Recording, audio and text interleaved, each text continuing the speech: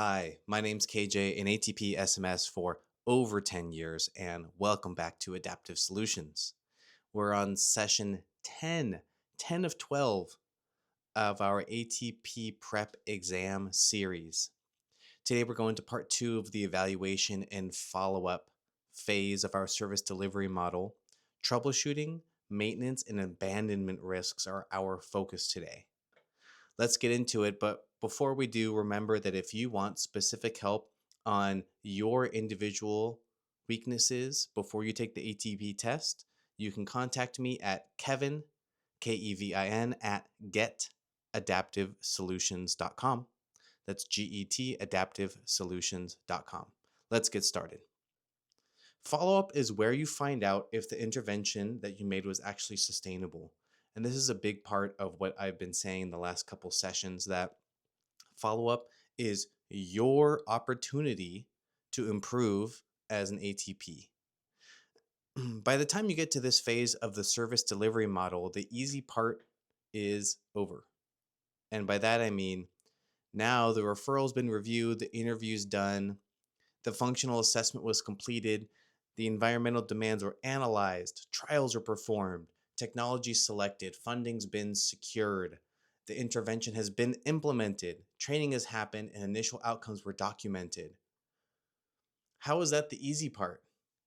Because you've still been working towards a solution, and now the hard part is coming to reality with whether that worked or not. At this point, most people, especially newer clinicians, can feel like the process is complete. But from the RESNA perspective, this is exactly where long-term clinical responsibility and accountability starts. Because the question is no longer, will something possibly work? The question is, can this intervention work for this patient functionally over an extended period of time? It's actually pretty hard question. That's evaluation, and that's follow-up. That's a very different skill set.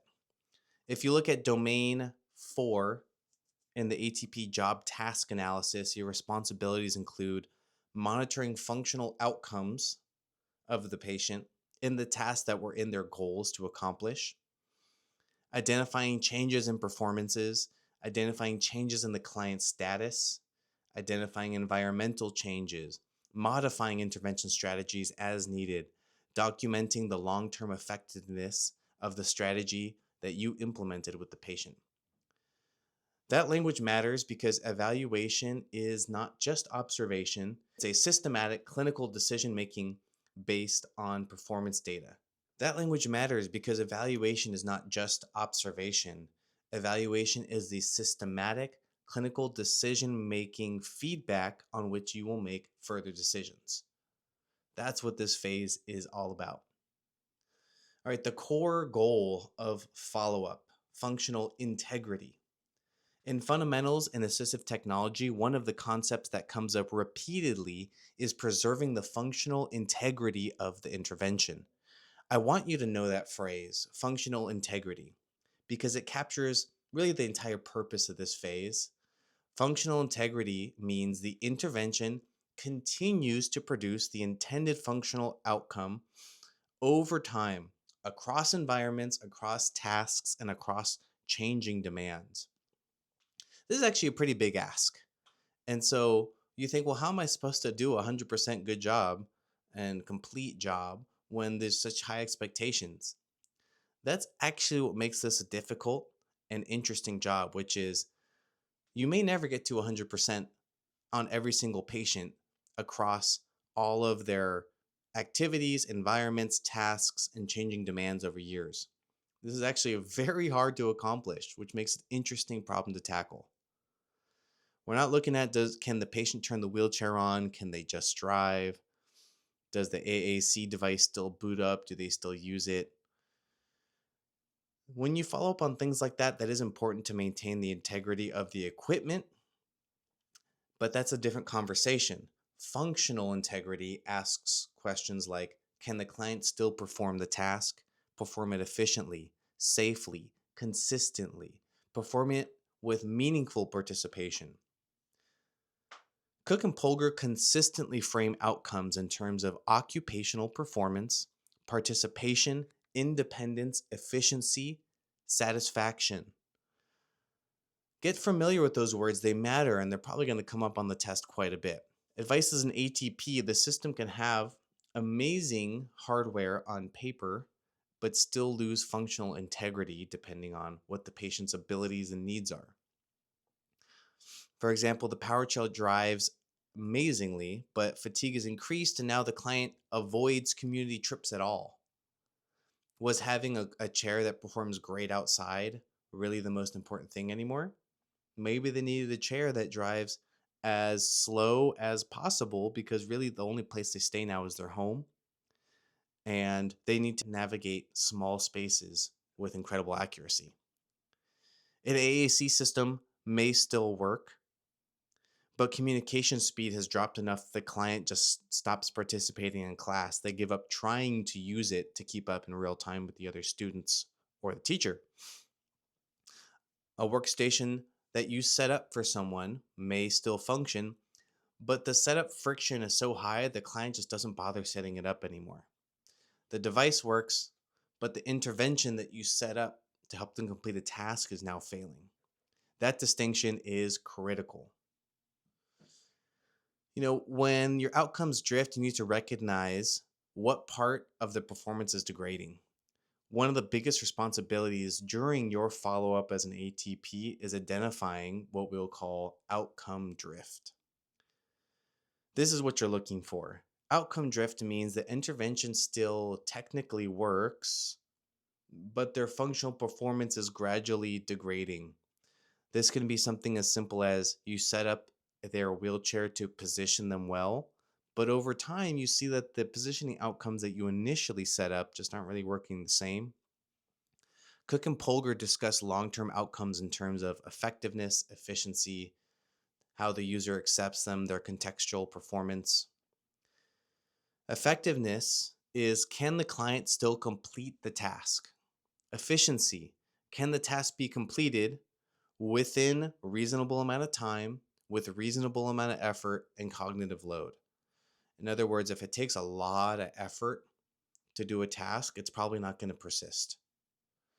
User acceptance is, does the client willingly choose this system? This is a tough one because there's many factors why they may not choose the system in reality to use, which range from social factors to cultural factors to function and participation factors. And then contextual performance, does the system still work in the environments that matter? One of the toughest cases I've had of that is a patient who was in high-end sales.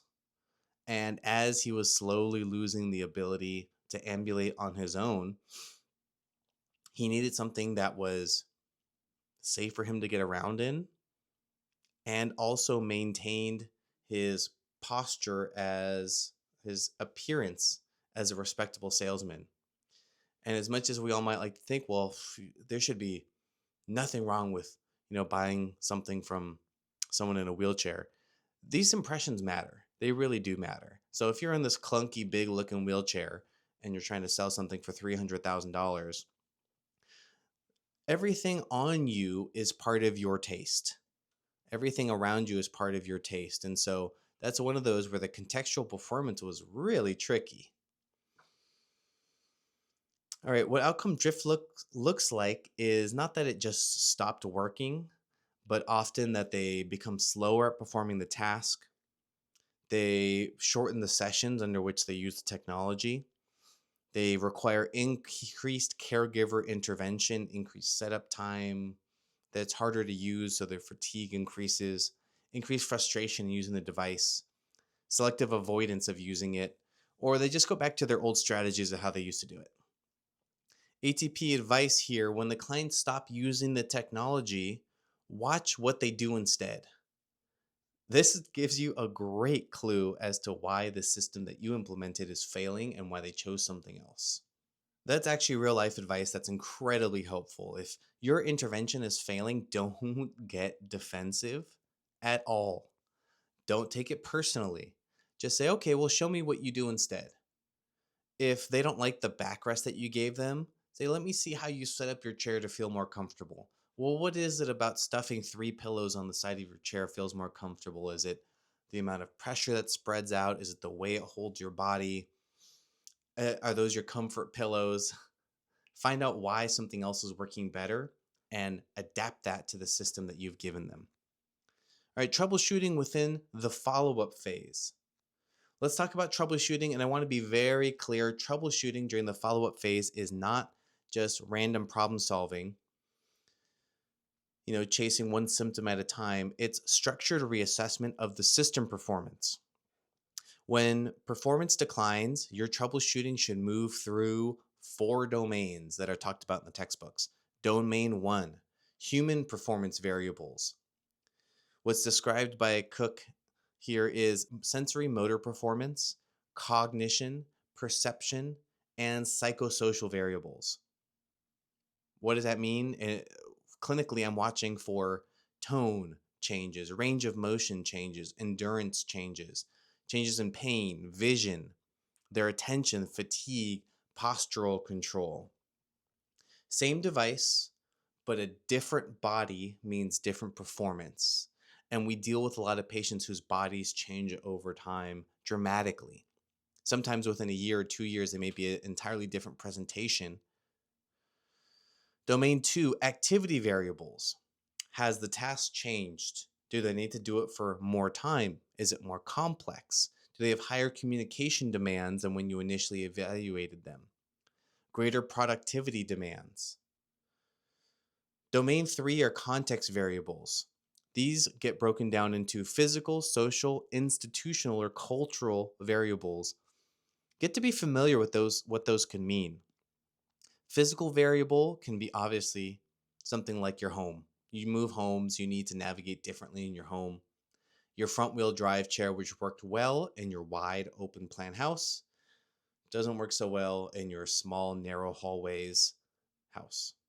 Social variables can be changing of caregivers, could be, something that's happened a lot is as a patient starts to be introduced to medical equipment, at the time they're socially not ready to accept it. And so as time passes and maybe you reevaluate them at a later time, that social variable has changed to where their needs have overcome their social hesitancy to accept equipment into their life. There are institutional variables. Like what? Like workplace systems, school policy, insurance. Insurance coverage is an institution. So if they change insurances to something that qualifies or will pay for better or more appropriate equipment for them, that's a change. Cultural variables like stigma on using equipment, acceptance of having independence versus family interdependence or family beliefs. Domain four, we have technology variables. Only now do we evaluate, after checking the first three, the equipment's calibration, the wear on the equipment, the alignment if it's still where we initially put it, software compatibility, battery health, sensor accuracy. A lot of the troubleshooting that we're going to deal with years after initially issuing the equipment has nothing to do with the technology itself, has to do with the patient. Technology is the fourth domain, not the first, and that's ATP style thinking. All right, so for maintenance, let's talk about maintenance and preserving the functional integrity or equipment integrity. In fundamentals of assistive technology, maintenance is described as preserving system performance over time. Not just the hardware, but the system, and the system includes the patient. Maintenance falls into two categories. You have preventative maintenance, actions that you can take before performance loss, and corrective maintenance, actions that are taken after a performance loss. So let's cover those individually by category.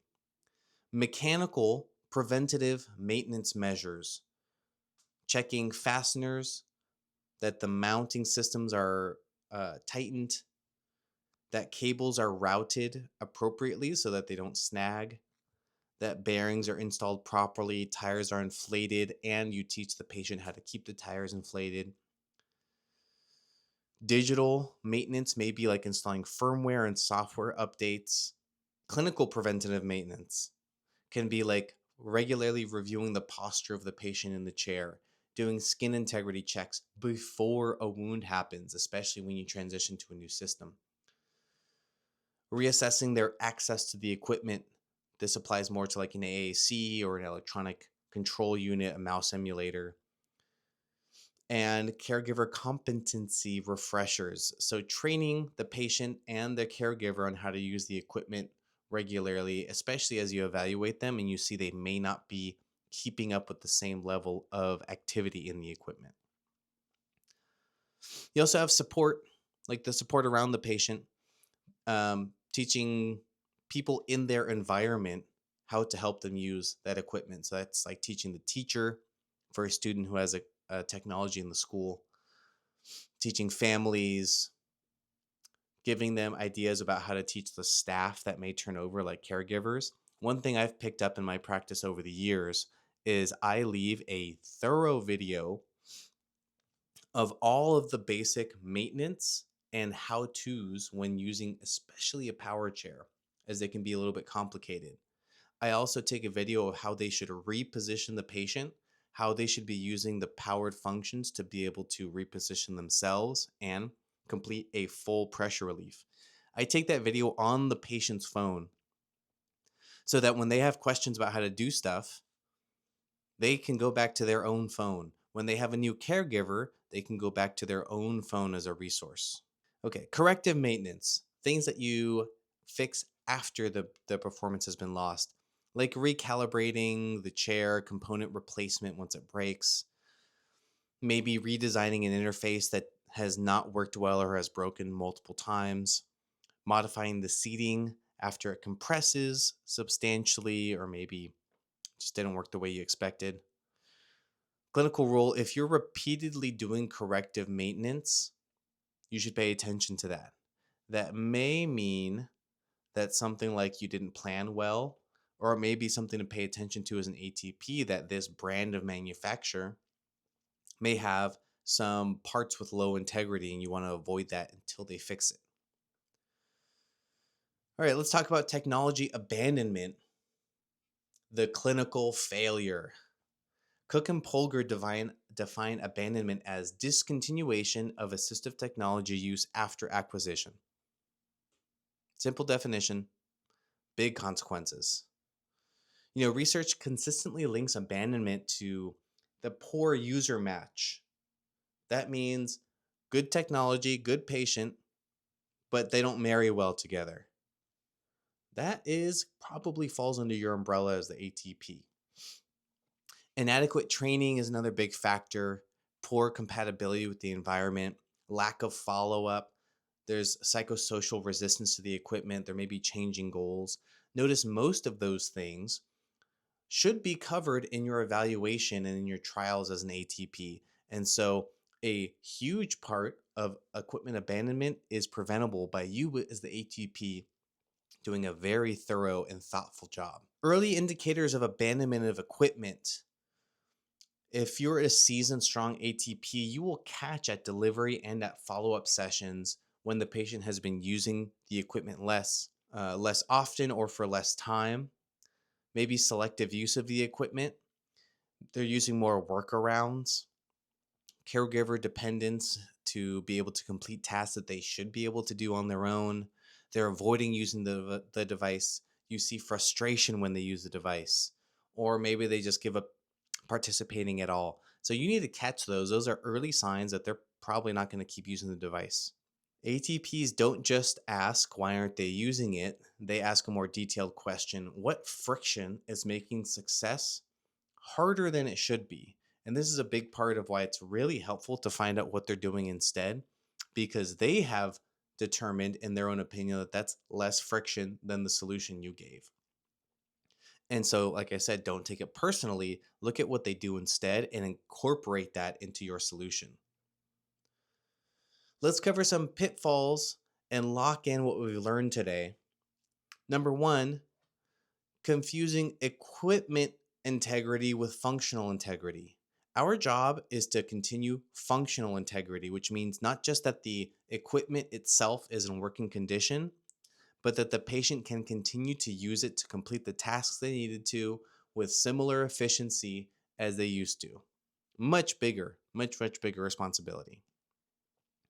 Number two, waiting for the obvious failures and the equipment abandonment instead of identifying the signs of future abandonment and failure in the future. Things like customer frustration. Maybe they're using the equipment less, they're finding workarounds to do other things. Pitfall number three, troubleshooting the technology before troubleshooting the human, the activity, and the context. So figure out what's going on with the human, figure out what's going on with the activities they're doing. Has that changed? Has the context they're doing it changed? And then also troubleshoot the technology. Pitfall number four, evaluation, follow up, and maintenance is not just about the hardware and the equipment. It's about the whole picture of the patient. And then pitfall number five, waiting to fix things until they are totally broken and abandoned.